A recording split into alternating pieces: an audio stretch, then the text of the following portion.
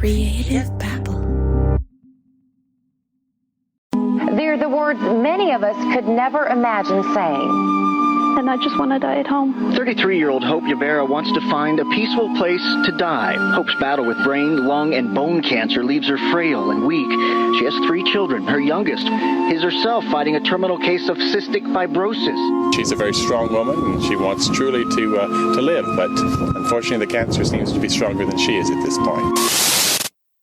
This is audio from a documentary from the Fort Worth Star-Telegram. It was a story that touched the hearts of North Texans. A woman on her deathbed, she and her family facing eviction. Texans poured out their sympathy and opened their wallets to help. But now those people have learned it was all an act. She is not dying from cancer after $100,000 were raised in her benefit. Hope was not dying of cancer after all. Altogether, Hope had fooled friends and even her own family for 8 years. That's right. For 8 years, her community raised over $100,000 in her honor. But this wasn't just an elaborate scam. Hope Ybarra almost dragged her own daughter to the grave. This is how the story ends, but it wasn't always this way. Yeah, I mean, by the accounts of everyone who knew her, she was like this bubbly, kind person, very caring, always sort of like looking after other people, was fun, was smart, was, life of the party. Andrea Dunlop is a novelist and author of 3 books. She's also the host of Nobody Should Believe Me, a podcast which centers around the story of Hope Ybarra. Hope is very, very smart. She's very well loved, had a big group of friends, had a really nice family. Not the person that you would expect to want to do these things. She was in the band in college. She was working as a lead chemist for a pharmaceutical company. She had, 3 children. She was married. She really had a pretty enviable life before all of this happened. I think one of the things that her dad really thought back on was this incident in high school where she had back injury that doctors couldn't get to the bottom of. Here's a clip of Hope's father from the Nobody Should Believe Me podcast. It really wasn't until about 16 when she fell out of bed we just tiled her floor, and she fell on the tile floor and hurt her back, supposedly. Like she couldn't walk, and she was in a wheelchair for a couple months. And then Paul, her father, sort of described pushing around the football field because she was in the marching band. So we went to Texas Stadium. The football team was playing in playoffs, and the band was out on the field, and we rolled her out in her uniform out onto the field, and my boss got to roll her back, and we're doing wheelies and everything. Her goal was to be able to walk again, to get her diploma. And it was a good 6 months, 8 months of heavy caregiving, heavy love, and for all of us. And finally, she got better. 2 or 3 doctors said there's nothing wrong with her. There's no reason she shouldn't be walking. Here's a clip of Hope's sister, Robin, from the Nobody Should Believe Me podcast. So she managed to be able to regain her ability to walk just in time to be able to walk across the stage and graduate. And finally, she got better, but there was no rhyme or reason. It was a miracle. And then she was walking again, and then she went to college. She also, started having these seizures that, again, I believe like no one ever witnessed her having one. She would say she had a seizure. They had found her in her dorm on the ground. And so my mom, of course, rushed down there and mortified that her daughter is so far away and needing her. But just like before, Hope bounced back again and went to college and got a degree in chemistry. During her time at the university, she met her future husband and they had their first child. Pretty soon she got pregnant again, and besides those strange freak medical episodes, Hope's life seemed pretty normal, actually. Very typical family. She was working, is a chemist. He was a school teacher. They were raising their now 2 children. They had a home. Just, I could say, the all-American dream. A dream family, a dream career. At least that's what she wanted everyone to believe. But behind closed doors, it was actually more like a nightmare. Hope Ybarra's sick fantasy and desperate need for attention destroyed her family, and almost brought her daughter to the brink of death. In today's episode, we're going to talk about how to identify Munchausen by proxy cases. And I'm not talking about the scandalous stories that you see on TV or the ones you've heard on my podcast in the Stalker series. In fact, we're going to focus on the less popular cases to show you that this form of abuse is far more common than we even realize. You may actually know someone who's a victim of Munchausen by proxy and not even know it. I'm Javier Leiva, and this is Pretend. Stories about real people pretending to be someone else.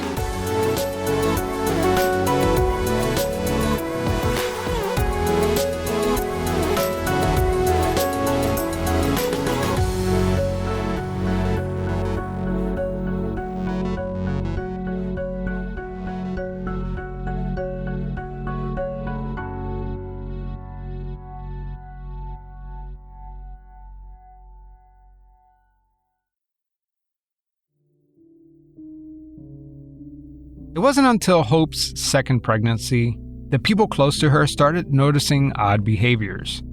Here's Robin, Hope's sister again. 7 months along, Hope fell down the stairs and went into preterm labor. And so here this baby was born, 28 weeks. She was 1.5 pounds or, some ridiculously small weight, and she spent months in the NICU. After their second child, Hope says that she got pregnant again, but this time with twins. And then, the big thing that started happening, she told her family and told her husband that she had developed Ewing sarcoma, which is a very rare form of bone cancer. She went on this cancer journey that encompassed 8 years of her life, that had 2 dramatic remissions. She had extremely elaborate remission parties. One that had hundreds of people at, that she, went skydiving and landed in the front yard. She got these very elaborate tattoos to celebrate her remission. She and her brother got matching tattoos at one point. This is also when she had the twin pregnancy. She claimed to have been pregnant with twin girls, and she claimed she lost them about 6 months in. Always pregnancy loss is upsetting, but that is an especially dramatic and upsetting place to lose a pregnancy. The paralysis, the seizures, the fake cancer, all of these mysterious health problems were created to bring attention to Hope. That is called fictitious disorder imposed on self, otherwise known as Munchausen syndrome. It wasn't until years later that she crossed the line and started purposely harming her child. This condition is called Munchausen by proxy. The proxy part is when a caretaker, usually the mother, intentionally makes their dependent or loved one sick for the purpose of gaining attention. Andrea Dunlop told me that she was immediately drawn to Hope Ybarra's story. You have a personal connection to this world of Munchausen by proxy, right? Yeah, that's right. My sister has been investigated for Munchausen by proxy twice. I want to be clear that she has not been charged with a crime. On the first occasion, the state did not bring any charges against her. On the second occasion, they did, and a family court judge dismissed those charges. And there were never any criminal charges filed, although there was a 2-year-long, I believe, criminal investigation for the second case. We are not in touch with my sister. She essentially cut us out of her life. Ever since Andrea's experience with her sister, she spent a large part of her professional career searching for answers. In her quest to better understand Munchausen by proxy, Andrea couldn't help but compare her sister's story to that of Hope Ybarra. Yeah, and that must be very difficult for you to talk about, and not only talk about, but also share with the world. Somewhere along the way, you were probably in denial too, right? That this was ever happening. But what were some of those signs that maybe made you question that something was wrong? Before that first investigation and before she ever had her older child, my sister had a really long history of lying about health things. There are many things that I don't know for sure. It's very, it's very hard to, some of these things we look back on, some of these surgeries she had on her back and on her knee when she was in high school. But for sure, we did know that she lied about a couple of things. There was a couple of very dramatic incidents. One was that she claimed to be losing her hair when she was in high school, and my mother took her to the dermatologist, and the dermatologist told my mother that she was shaving it off. And then a few years later, she had a pregnancy, a twin pregnancy that she lost about 6 months in. And once she lost the pregnancy, allegedly, we sort of all started talking to each other, those of us in her life, and it became clear pretty fast that she did not lose the pregnancy when and how she said she did. And I think as we sort of started to unravel it, it became pretty clear that she probably never was pregnant to begin with. And it was very elaborate. I mean, she looked pregnant. We had a baby shower. She had names for the babies. Andrea says that the hospital started getting suspicious and eventually reported Andrea's sister to Child Protective Services, which resulted in the child being removed from her home during the investigation. It was really a terrifying situation, and I didn't know any of the things I know now. I mean, that was my impetus for learning everything that I have learned about this topic. So at the time, we were very in the dark. Cases like Hope Ybarra and Andrea's sister have been undetected for years, and that's because we as a society don't know what to look for. And even when we see the abuse happening right in front of us, we don't want to believe it's real. Here's Andrea Dunlop again. When you ask, why do people get sort of strung along on these things for so long? I think one of the things that really messes with you is that there are these periods of normalcy, especially earlier on. There are these periods of normalcy in between these big events. So I can see someone even hearing my story and thinking well, your sister shaved her hair off and then she faked her pregnancy. How did you just blow that off? How did you? And I think because things sort of went back to normal after that, or appeared to, and you don't really want to fixate on that bad stuff. Like Hope Ybarra, Andrea's sister started showing signs of Munchausen syndrome. But it wasn't until she claimed to have twins that it started shifting into what we call Munchausen by proxy. I was curious, does it usually start out this way? Does one behavior lead to the other? My name is Beatrice Yorker. I'm a psychiatric nurse and an attorney, and I've spent my career as an academic, a nurse educator, and doing research on Munchausen by proxy. Let's say their baby is a preemie, and they find out that the neonatal intensive care unit is a very nurturing, exciting place where you get all this emotional gratification for being the mother of a critically ill child. For some people, this can be a good place to be, a rewarding place that they want to get back to. Then the baby goes home, and the mom notices that the baby is not eating well. They freak out and then send the baby back to the hospital. Because it starts to feel comforting, it starts to feel nurturing, it feels like at home.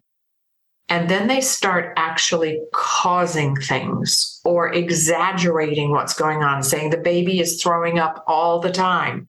The mom might claim that the baby can't keep fluids down. She insists that the baby needs a feeding tube. So those are the kinds of things that can start causing this behavior of using your child to get medical attention. Well, that's really interesting because you described a scenario where maybe it wasn't intentional. Maybe they didn't walk in to this scenario thinking that they were going to hurt their baby in order to get attention, but they almost capitalized or seized that moment, right? That was an opportunity for them to gain attention. Is that kind of how one way to understand it? It works both ways. There are so many cases of Munchausen by proxy where the mother has a history of a premature birth. But then when we look at the records, we find out they actually did things to cause a premature birth. We will find many cases where they've taken medicines or things that would cause labor to happen faster. They fall downstairs or something because it's part of the Munchausen syndrome.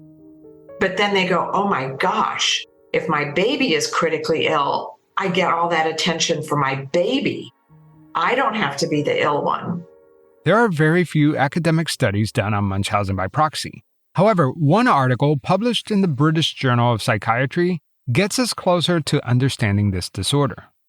The researchers evaluated 28 mothers who were referred to by the courts for detailed psychiatric assessment between the year of 1996 and 2009. They found that over half of the moms they studied had a current problem with always thinking something was wrong with their body. For example, symptoms that can't be fully explained by a doctor or have no clear cause. Almost 2/3 of the mothers studied had either a current or a past history of pretending to be sick themselves. That is Munchausen syndrome. The study also found that over half of the participants exhibited pathological lying, which often began at a very early age and continued throughout adolescence. The lies were often compulsive and were accompanied by other deceitful behaviors such as hoax telephone calls and financial fraud. Does that sound familiar? The study also found that 1/3 of the participants had links to early abuse. And in almost all the cases, when confronted about the lying, the women often responded by denying their contribution. I think that the label Munchausen by proxy, I think it's becoming more well-known, and recognized. Like you could stop somebody in the street and they might know what you're talking about vaguely. But medical child abuse, which that's actually what it really is, takes the floweriness out of it, right? And just cuts to the chase. I mean, that's basically what it is. It's a mother committing child abuse through medicine. Yeah, they're using the medical system as a tool to abuse their child. Yes, that's completely right. But then there is the issue of trying to actually make it fit an existing law that is on the books, which is a whole other hurdle. So there are actually lots of forms of this abuse can take that does not meet the standard for criminal prosecution. Like I've explained before in the Stalker series, charging someone with medical child abuse is no easy feat. You have to have an extensive criminal investigator who collaborates with hospitals and medical experts to build a case. And when you have a case, then you have to convince prosecutors and the courts that a crime was committed. While the justice system figures all that out, mothers are still killing their children and getting away with it. Here's Beatrice Yorker again. The more and more I see serial killers on the same spectrum because it's this lack of empathy, that I feel like they have in common where they treat people as objects. And somebody told me, and this really stuck with me, they're like, actually, people with Munchausen by proxy perpetrators are actually worse than serial killers because at least serial killers don't kill the people that they love. And that was so profound to me to hear that. Absolutely.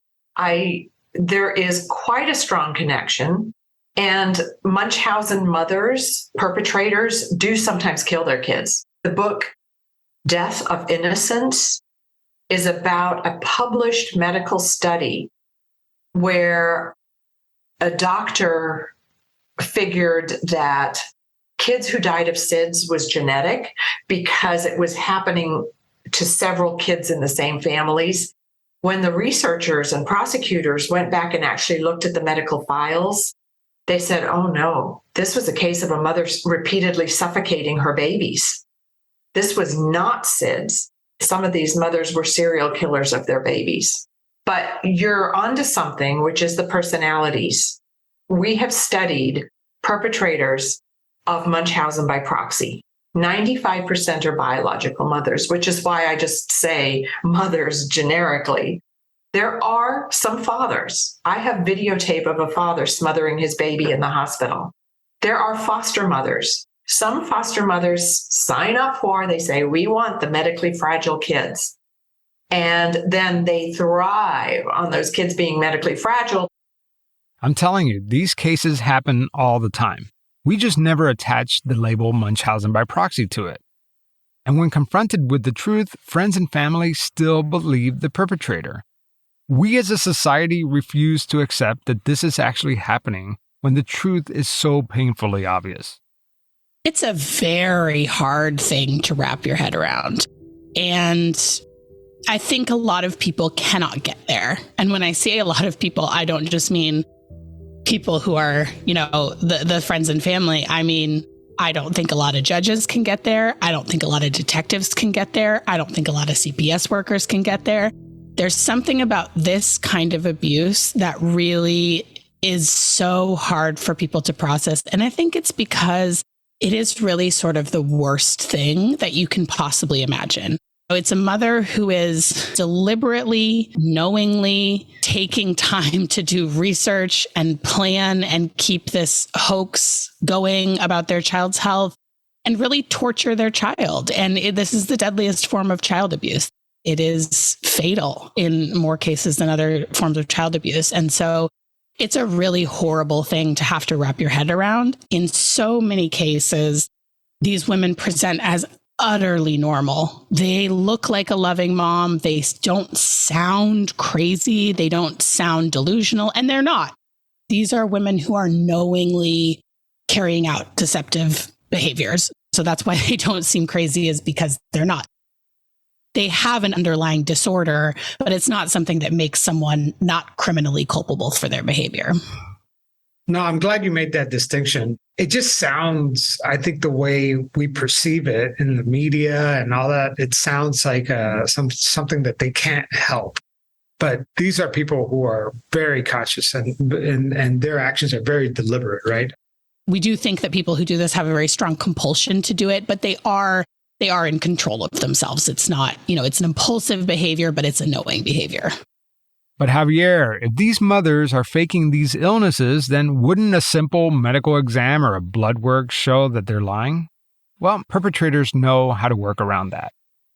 Like any great magician, these mothers create the illusion of a disease. Some mothers have been known to give their child certain medicines or substances to make them throw up or have diarrhea. Some won't even give their child enough to eat, so it looks like they can't gain weight. An unsuspecting doctor could be easily fooled, especially if they're trying to chase down the constellation of symptoms that they're describing. Here's Beatrice Yorker again. Perpetrators of Munchausen by proxy love mysterious diseases. Can you rattle off a list of some of those diseases like cerebral palsy? What do they gravitate towards? So we see POTS. There's mitochondrial disorder.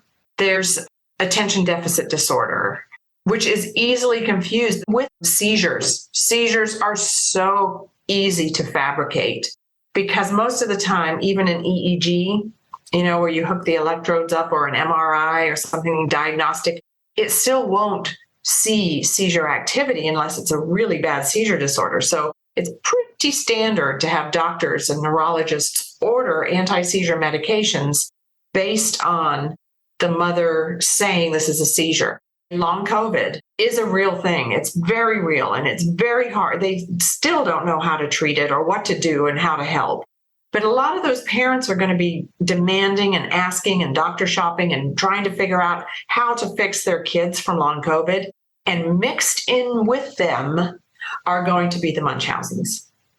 And then doctor shopping. As soon as the doctor starts confronting the mother or saying, I'm not going to order these extra tests, or I'm going to wean the child off the medicine, or I'm not going to write a referral for a wheelchair. As soon as that starts happening, then they'll go to the next doctor who will. These mothers are known to stop at nothing to get the diagnosis that they want.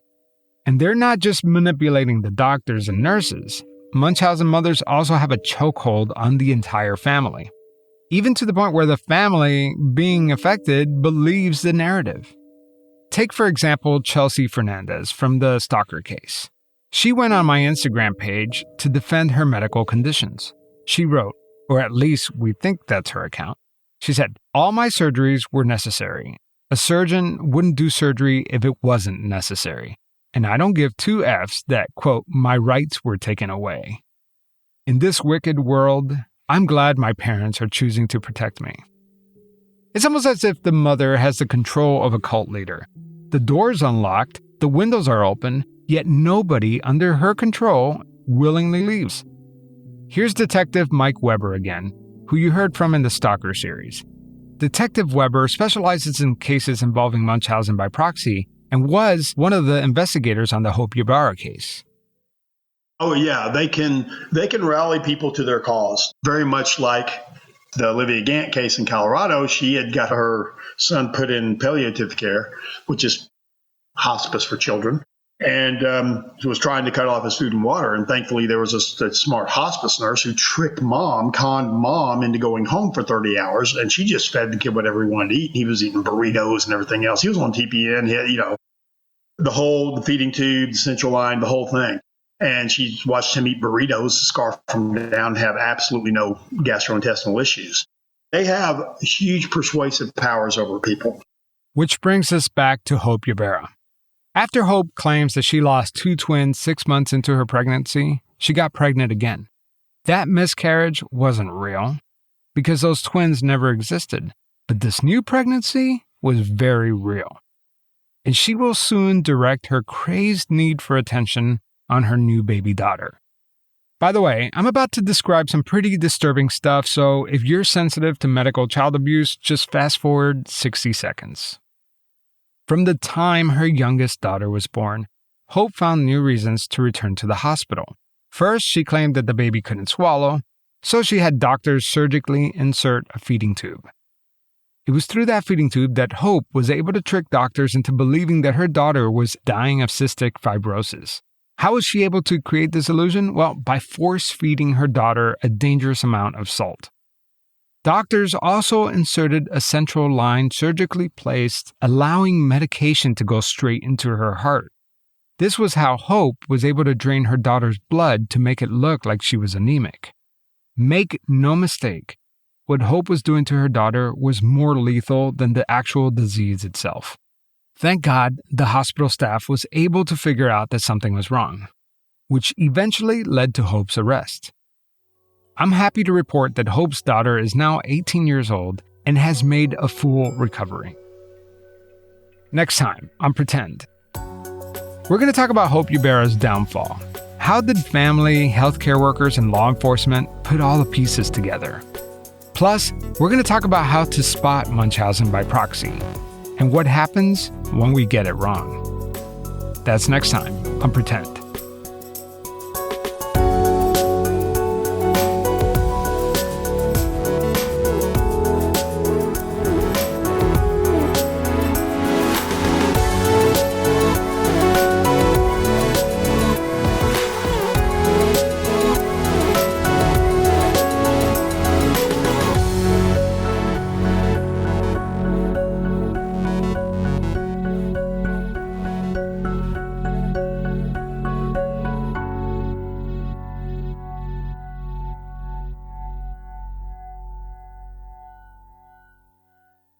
Part 2 of this series is available right now on Pretend Plus on Apple Podcasts.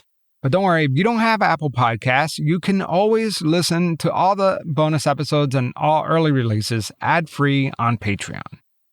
I'll have a link to Patreon in the show notes.